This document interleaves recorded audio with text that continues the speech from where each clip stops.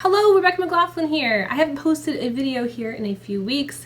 No reason in particular. I don't think anything important's been going on. Oh yeah, just kidding. There's a global pandemic. So last week I actually filmed a video and didn't post it. And the video I filmed was about giving yourself a break and not pressuring yourself to be productive during the COVID outbreak, during this pandemic, during this unprecedented, wild time when a lot of us are being encouraged to work remotely, to self-isolate, to social distance, a lot of words and phrases that are becoming part of the common lexicon. And I didn't post it because part of me wasn't giving myself a break, so it kind of felt like I was being a hypocrite. And then the other part of me understands that a lot of us are on deadline and we can't just not work because we're trying to cut ourselves a break. So what I wanted to do was regroup, spend the next week really coming up with recommendations for how to be productive and creative in a time where, things are the way they are now. The way we live our daily lives has changed, and we're hoping not for too long, but we don't know that for sure. Some people can't work and they're not getting paid. In my state, they've closed K-12 schools. They've closed all restaurants, except for carryout and drive-through. No gatherings over 250 people. And this is all new. So I've been working at home for my day job for a week now. I'm lucky enough to have a semblance of an at-home office with equipment from my day job, like monitors and a laptop and a keyboard. I'm in a financial place where I can have my own desk and my own chair. I've worked remote before, and it's kind of isolating, but I'm finding ways to make it work. And what I want to do is share from the perspective of working at home, both for my day job and the need to still be productive and creative for my job as an author. Thusly, I've given it some thought, and here are my 6 tips for being productive and creative during a global pandemic, but also just overall how to be remotely productive. No, I meant productive while remote, not remotely productive. Okay. You know what I mean. Let's get started. So step 1 is kind of what my whole last video was going to be about, which is don't pressure yourself if you don't have to. We, again, unprecedented times, wild and new world that we're dealing with all at once. So if you need to prioritize other pieces of your life, your day job instead of your author job, your family instead of your job, your health instead of the world, those are things that you have to do, and you have to be okay with that. You have to prioritize pieces of your life in ways that you maybe didn't have to do before. But on to the other pieces of advice. Number 2, which I have found to be incredibly helpful, is remote collaboration. So what this means for my day job is that no longer am I meeting in meeting rooms face-to-face with people. We're having a lot of remote meetings. So we're having phone calls instead of in-person conversations. We're sharing things over the internet as opposed to sharing them across the table. But this can also apply to your writing life or your creative, productive art life. Last week, I did a session where me and another writer friend just video conferenced, and we just sat with each other while we wrote. We wrote for a while, and then we chatted, and then we wrote some more, and then chatted some more. Because of the wondrous technology, we were able to be together without being together. We were able to share some of that productivity and drive and accountability that I otherwise wouldn't have necessarily had just working by myself. This also can come in the form of doing writing sprints. And you don't have to be in person or on a video conference to do that. You can announce it on Twitter, on your social media. You can coordinate to do so with other people in your similar profession. But basically, the long and short of it is you set a period of time. Sometimes it's 5, 10, 15, 30 minutes at a time, and you work uninterrupted for that time period, and then you check in with each other. So it's kind of like what I did with the video conference, but you can do it on Twitter. People host writing sprints on Twitter all the time. And in fact, it's something that I'm going to start doing. So if you want to do writing sprints, hit me up on Twitter. I'm ready. I want to. And what this does is it brings a social and accountability aspect to what is otherwise pretty isolated work. And this is true just in general for being a writer or for having a remote job, is that a lot of times you're by yourself and you just have to find creative ways to let other people be part of that process. Tip number 3 that I feel very strongly about is set healthy boundaries. Figure out what those boundaries are. One manifestation of this might be, since I have a day job, office job, but at home now, and I have a second job, author, which is also at home, I need to be very careful about dividing those 2 pieces of work. I need to set a boundary between day job and evening job. When I was going to an office, that was pretty easy. I would leave the office job, come home, eat dinner, do my evening job. very clear boundaries. But I'm finding that since I'm working from home, those boundaries are getting a little muddled. Since I don't have a commute, I start my day job earlier than I normally would. And since I don't have friends and coworkers telling me it's time to leave for the day, I sometimes accidentally work a little bit too late. Now, my day job is probably fine with this, but I need to be respectful to my own balance of life and work. Setting a reminder on my robot. That's an Alexa. Dang it. Shh, not you. Sorry, I didn't catch that.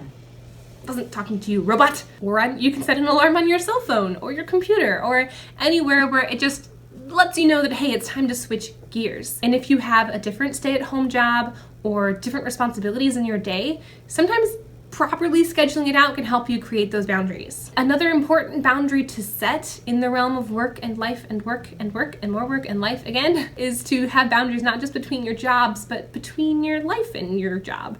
So again, if you love your work, wonderful, but don't spend all your time on it. So it can be useful to have a piece of your day, whether you schedule it or not, where you do something non-productivity related. Now, don't fall into the Netflix pit where you never shall emerge. That's where I die all the time and just never come back out. It's fine. You know, be careful in terms of your own personal balance, but especially now, we're losing the piece of our day that might have been set aside for social interaction or clubs we would go to or sports or all of those things that were with lots of other people and we're not supposed to be around a lot of other people. Instead of not doing that, try replacing it with something else. Online forums, FaceTiming your family, calling people you care about and want to stay in touch with. It's important to maintain those connections, even if you have to build it into your day in a way that maybe you didn't have to before, and maybe in a different way than you have before. Tip number 4, and this I think is a broad piece of advice for how to be productive and creative, is to challenge yourself or have fun with something, especially if you're under deadline or if you're floundering for inspiration. Giving yourself a challenge that you can meet or trying to do something that's fun within your field of work, it can really invigorate the process. Challenging yourself and having fun can take different forms. It can be specifically inside your piece of work. So in your writing, challenge yourself to write a page or edit a page in a certain amount of time, or have fun and try to drop hints and clues about your favorite TV programs, like little Easter eggs in your story for things that you love. Basically, you trick yourself into working by issuing yourself a challenge or making it more fun than it should be. It's kind of like when you have to trick a child to do their chores.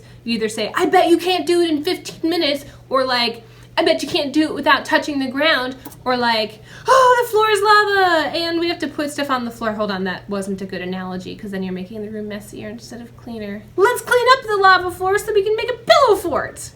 Yeah, it's kind of. Okay, fine. I messed that up and I'm not going to fix it. But long story short, you know, your inner self is a small child and you have to trick yourself into doing work sometimes. Also, I think maybe you should just build a pillow fort. If you're stuck inside, quarantined, self-isolated, social distancing, all those good things, make a pillow fort, right? Yeah, I think so. I think this is a good plan. Tip 6 that I have for you is another one that I feel strongly about, and it is control your environment. If this is your first time working from home or your first time really being as isolated as you are now, it can screw with your productivity and your natural rhythm and flow, just in a lot of ways. And exerting control over your environment is just a classic way to feel more empowered and, frankly, in control again. And that can help you live your life better, just in general, but also to be more productive and creative and all those good things. So what do I mean when I say control your environment? Do I mean put your lights at 38% brightness and get it to be 72.3 degrees Fahrenheit? Nah, not really. That's not what I mean. What I mean is make sure you're creating a space for yourself, or maybe you're creating a ritual for yourself. I have a work area specifically that I work in with a desk, it's a table technically, and monitors and my laptop, and I go to a specific place and start working.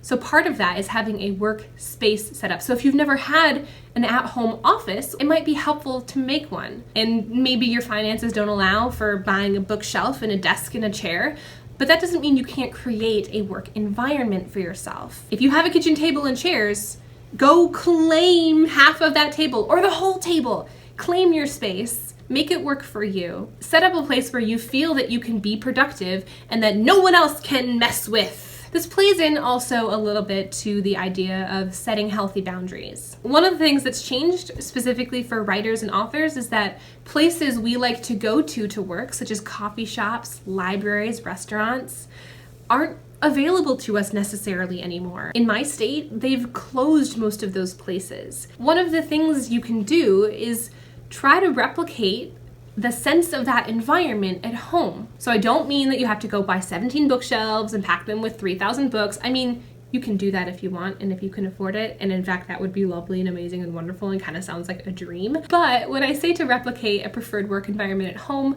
I don't mean literally or physically. But in some ways, you can maybe accomplish that. So what do you like about working at a coffee shop? Do you like the ambient noise, the music, the smell of coffee? Try replicating that part of the environment at home. Have your local robot, cell phone or TV or computer, find a coffee shop playlist and play that. Brew a pot of fragrant coffee that fills your house with, it's so good. I want to do it right now.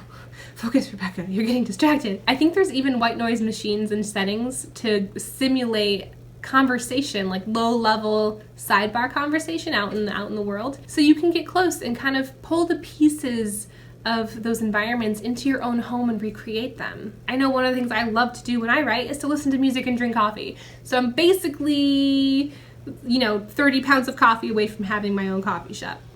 If you like working at a library, those are very quiet places. They have the smell of books. So maybe you find another smell you enjoy, like a candle, a lotion, a diffuser. Just stack 16 books near your face. That might help. And if you can, silence the rest of your life. Maybe that gets a little dicey if you've got loud family and other people who are also trapped in a place where you can't control. But if you can, again, set those boundaries, claim your space, and create an environment where you feel most productive. So my sixth and final tip for being productive and creative during trying times is to be kind, be patient, and be generous with yourself, the situation, and with others. Maybe you're feeling uninspired, like the stress and the fear of the world is getting to you. Be kind and patient and generous with yourself. Maybe your family members are all around you all the time now and you don't feel that control of your own space. But try your best to be kind and patient and generous with them. And maybe the world is putting new restrictions on the way you live your life, and your hours are getting cut at work, and you can't go out and do the things that you normally would do.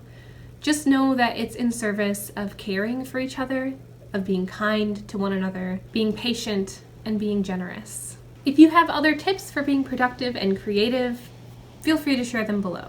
If you want to do writing sprints, I will be doing them and I will talk about them on Twitter. Community is not just the people you see face to face, it is the world at large, regardless of whether they're on the other side of a window or if they're in your house and home with you.